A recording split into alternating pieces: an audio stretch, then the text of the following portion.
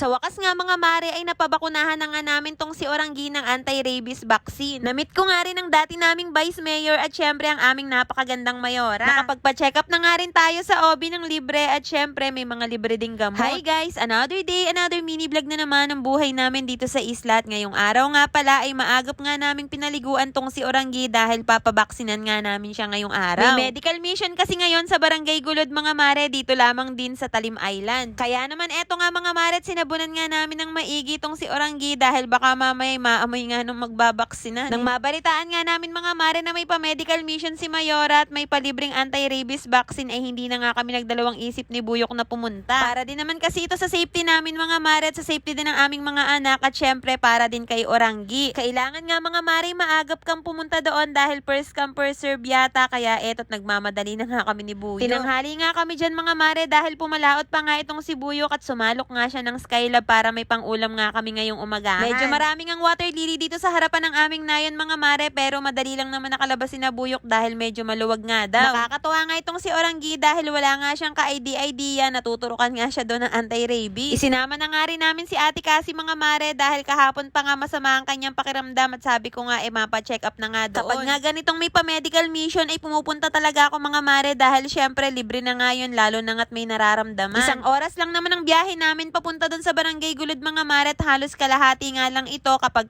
pupunta ka nga ng bayan. Habang umaandar nga itong aming bangka mga mare, inuuto ko pa nga itong si Oranggi na lumapit sa akin at binibigyan ko nga siya ng tinapay. Dito ko kasi siya sa bangka lalagyan ng polvo, kulon at yung langis nga na para sa sugat. Kaso nga lang mga mare, ayaw niya talaga magpalagay ng mga ganito kaya ayan at inaalisan nga niya ako at di ko nga mauto-uto. Naiisip nga namin dyan ni Buyok ang mga aso doon sa pulo mga mare at gustuhin man namin silang madala doon sa Gulod para maturukan nga ng anti-rabies kaso nga lang hindi pa nga namin sila nahahawakan. Pagkarating nga namin dito sa Barangay Gulod mga mare, nagpahinga nga lang saglit itong si Oranggi at pagkatapos tinurukan na nga rin siya ng anti-rabies. Grabe mga mare, tuwang-tuwa nga kami itong si Buyok at sa wakas nga safe na nga siyang laruin ng aming mga anak. Tapos mga mare, nagkaroon pa nga rin ako ng chance na mamit ang dati naming Vice Mayor na si Vice Mayor Boyet Inares. Naaalala ko nga nung bata pa ako madalas ko nga siyang makita sa aming barangay mga mare kapag may mga ganitong ganap. At hindi ko nga akalain na darating pala ang araw na makakapagpa-picture ako sa kanya. Maswerte nga itong aming bayan dahil may mga namumuno kaming may malasakit sa mga tao at marunong nga makisama. Sa katunayan nga mga mare, kaibigan nga ni Vice yung aking lolo. Napakarami nga pumunta dito sa Barangay Gulod ng mga kapwa ko taga-isla para sa libreng check-up mga mare. At dahil nandito na rin lang ako mga mare, nakapagpatingin na nga rin ako sa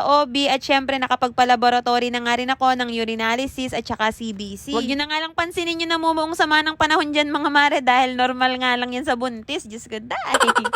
Abay, syempre naman mga mare, proud na proud ako dyan dahil baby boy nga itong aking nasa tiyan. Pagkatapos ko namang magpa-urinalysis mga mare, eto't kukunan naman ako ng dugot. Medyo kinakabahan nga ako mga mare dahil takot nga ako sa tusok-tusok. Para lamang din palang kagat ng langgam, kaya eto't pagkatapos ko nga mga mare, bumaba na nga rin ako. May bumati nga rin sa ating ilang mga followers mga mare at sabi nga nila, ipapicture nga daw at sino ba naman ako para tumanggihan eh. Uy, aba, artista. Meron nga rin pala sila ditong kadiwa na 20 pesos rice program mga mare. Tingnan nyo naman at napakarami nga nakapila. Malaking bagay nga ito sa mga kapwa ko taga-isla mga mare at bangganda at bamputi rin naman ng bigas at sabi ko nga dito kay Buyo kay parang gusto kong bumili at sabi nga niya sa akin wag na raw at hayaan na nga lang daw sa iba. Sayang nga lang mga mare at hindi nga man lang namin nakita ang tunay na Mayora pero okay lang din naman dahil nakapagpa-picture din naman kami sa kanyang kamuka. So ayun na nga mga mare, pagkatapos nga ng lahat nagdesisyon na nga rin kaming umuwi dahil baka mamaya maabutan nga daw kami ng uno sabi ni Buyo. Kaya naman kung nakarating nga kayo hanggang dito sa dulo at kung nagustuhan nyo nga po itong video na to ay baka naman pa-heart at pa-share at syempre pa-follow na rin po. Yun lang mga mare, maraming salamat sa panonood. Guys, gusto nyo ba ng Gcash? I-share nyo na yung video na to, mag-comment kayo at i-check nyo yung comment section.